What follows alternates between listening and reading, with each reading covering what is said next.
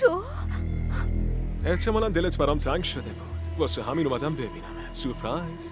الکی مزخرف نگو. از اینجا برو بیرون. ای بابا وایسا. چند روزه که ندیدمت. حالا که اومدم بذار نگات کنم. فهریه؟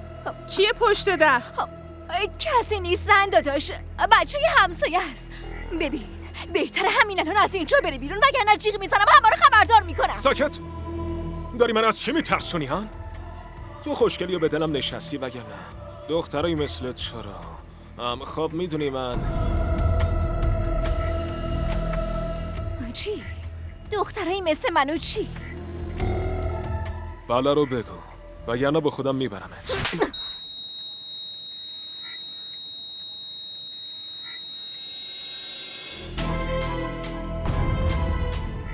از این به بعد هر وقت به من فکر کنی اون وقت این سیلی میتونه تو رو به یاد جایگاهت بندازه. حالا برو بیرون. گم شو. بیرون.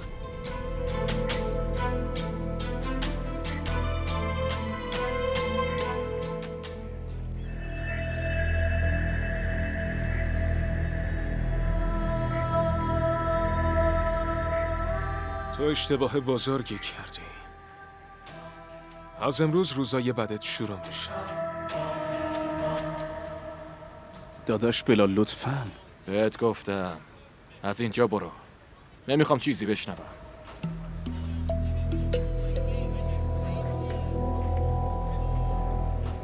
داداش جان منظورم اشتباه متوجه شدی.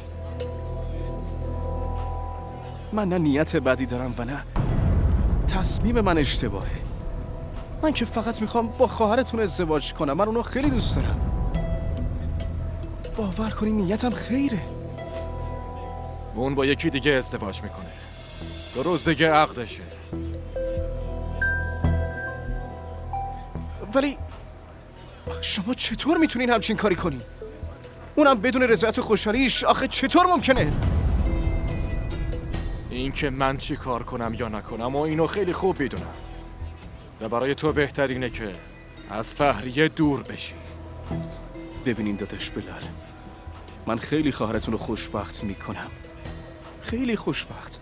فقط شما یه بار بهم نیازی نیست بیشتر از این حرف بزنی وگرنه من کنترلمو از دست میدم. شما کاملا حق به جانبین. البته حق هم دارین ولی متوجه نیستین. من و فهریه اگه یه کلمه دیگه از ذهنت بشنوم میکشم تو همینجا چالت میکنم. بهت یه فرصت دیگه میدم. ببین اگه از این به بعد اسم خواهرمو به زبونت بیاری اون روز آخر زندگیته. از اینجا برو.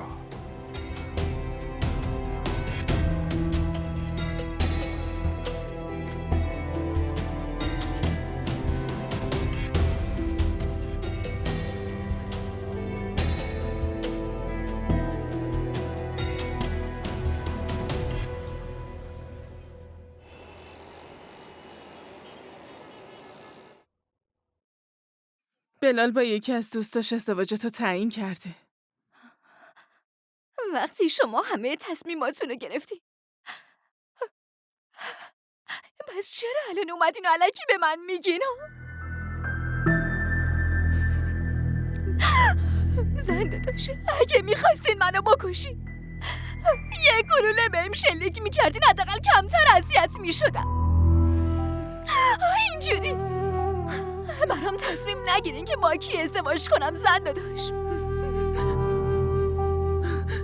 فهریه قوی باش. گریه نکن عزیزم. خواهش میکنم.